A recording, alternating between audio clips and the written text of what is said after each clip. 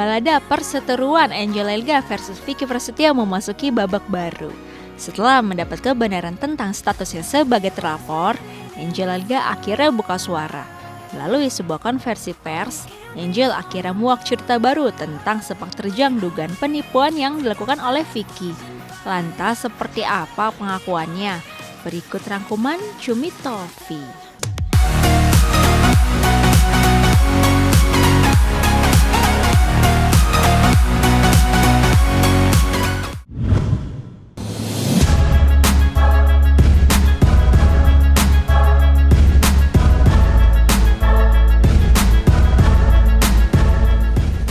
Sejak pertama menikah, Angel sudah mencium aroma dugaan penipuan yang dilakukan suaminya, Vicky Prasetyo.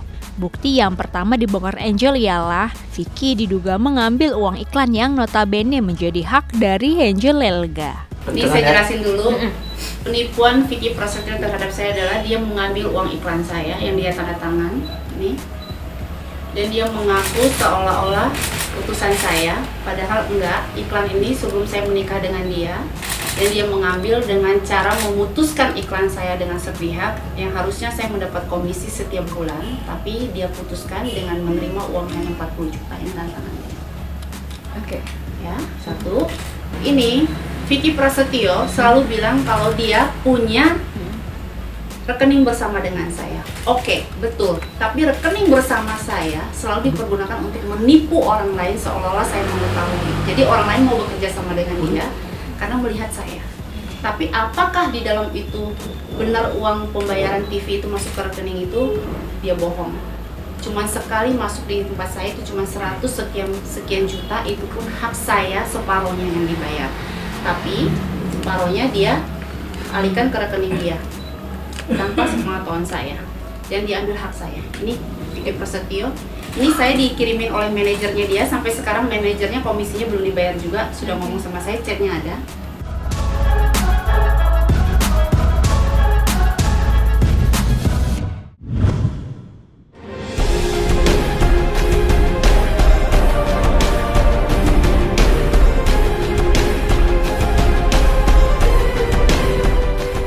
Genderang perang dikumandangkan, perselisihan Angel dan suaminya makin meruncing.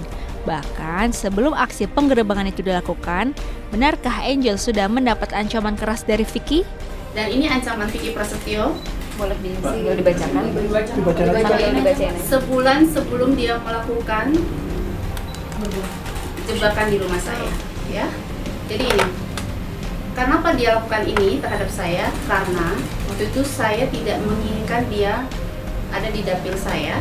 Saya menyuruh keluarganya dan dia untuk stop ikut dengan saya karena saya tahu mereka mengambil uang saya.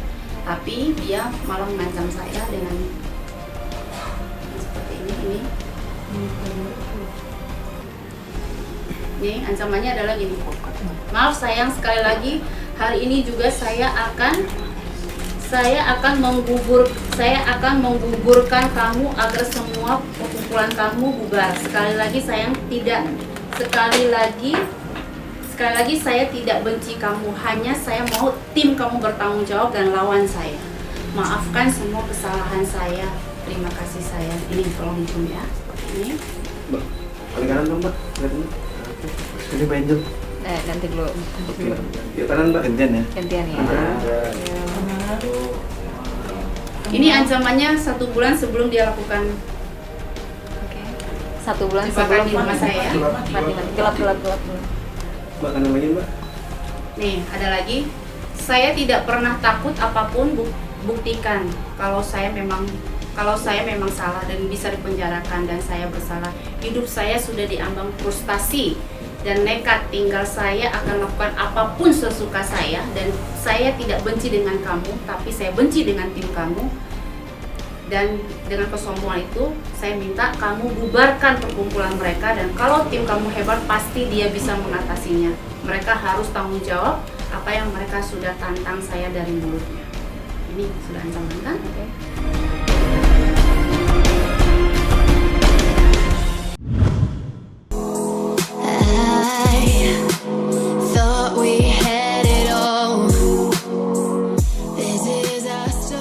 Tak hanya membeberkan bukti chat yang berupa dugaan ancaman dari Vicky, Angel juga muak cerita mengejutkan tentang perilaku sang suami yang diam-diam berhubungan dengan wanita simpanan. Ini tante giranya Vicky Prasetyo yang dihidupi Vicky Prasetyo sudah 2 tahun.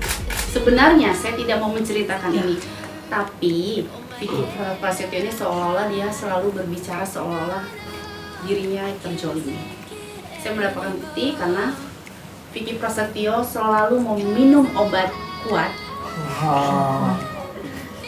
Oke. Dan dia turunin teman-temannya di salah satu restoran Kemang. Tapi teman-temannya yang beli obat itu, sekarang pertanyaan saya, untuk apa laki-laki minum obat itu terus dia pergi sendiri? Bisa jawab nggak? Buat main bola. Itulah perasaan yang terjadi sama diri saya, dan ini tantenya.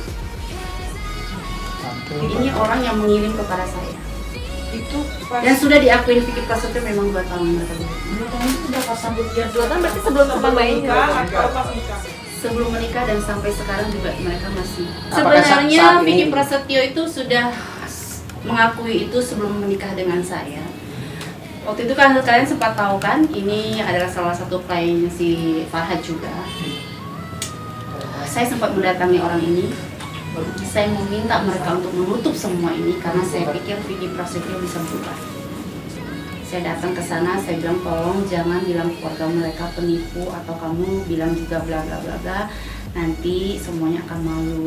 Berikanlah kesempatan buat Vicky Prasetyo ini berubah karena saya sudah memaafkan dia.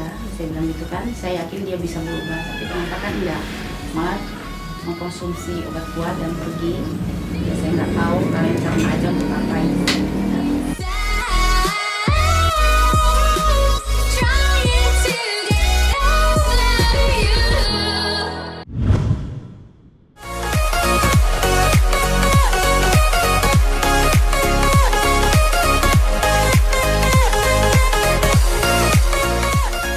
Tindakan nekat Vicky tak cukup sampai di situ.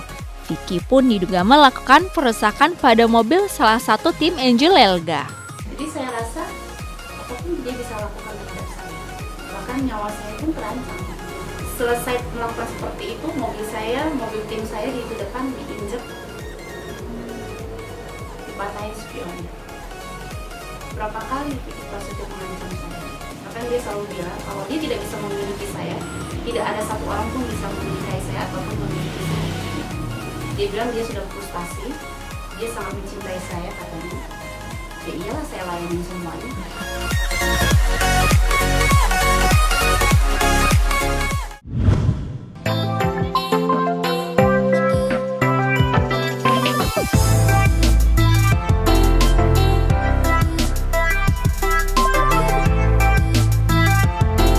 Rentetan peristiwa yang dirasakan Angel ini bukan tanpa alasan.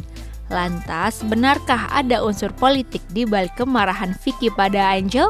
Sebenarnya Vicky Prasetyo ini marah pada saat teman-temannya menceritakan keburukannya dia terhadap saya. Karena temannya ini adalah teman dia kuliah yang tahu siapa Vicky Prasetyo. Teman-temannya ini dikenalin Vicky kepada saya untuk menjadi tim sukses saya. Karena memang kebetulan itu adalah dapil saya, tempat kelahirannya dia. Jadilah tim. Kan mereka ini begitu ikut saya setiap hari, mereka kasihan dong lihat saya. Apalagi orang ini yang nyetirin Vicky, yang tahu apa yang pembicaraan Vicky di dalam mobil. Mereka melihatlah istrinya kerja setengah mati, kok suaminya begini ya. Termasuk temannya juga yang nganterin dia maksiat. Vicky Prasetyo awalnya tidak mengakuinya. Tapi saya bilang enggak, cerita teman kamu dan ayo kamu konfrontir. Akhirnya dia mengaku. Begitu mengaku, dia mungkin malu dengan temannya. Lalu dia menyuruh saya untuk memecat orang-orang itu, termasuk teman-temannya itu. Kan nggak mungkin saya pecat orang, kan ini bukan fitnah. Ini kan kejadiannya benar. Jadi saya nggak mungkin pecat orang hanya karena Vicky Prasetyo ini ketahuan belangnya, ketahuan nipunya, ketahuan maksiatnya. Lalu saya katakan, lebih baik begini aja, kamu nggak usah urus dapil saya, biarkan tim ini tetap berjalan, biarkanlah kamu berubah dari profesi diri, kamu juga nggak usah menyalahkan orang lain, karena ini kan benar, bukan fitnah. Tapi akhirnya dia nggak mau. Dia bilang, kamu pilih saya atau pilih mereka. Saya katakan, kalau kamu mengancam saya bilang, karena kamu tidak mau berubah, saya pilih mereka.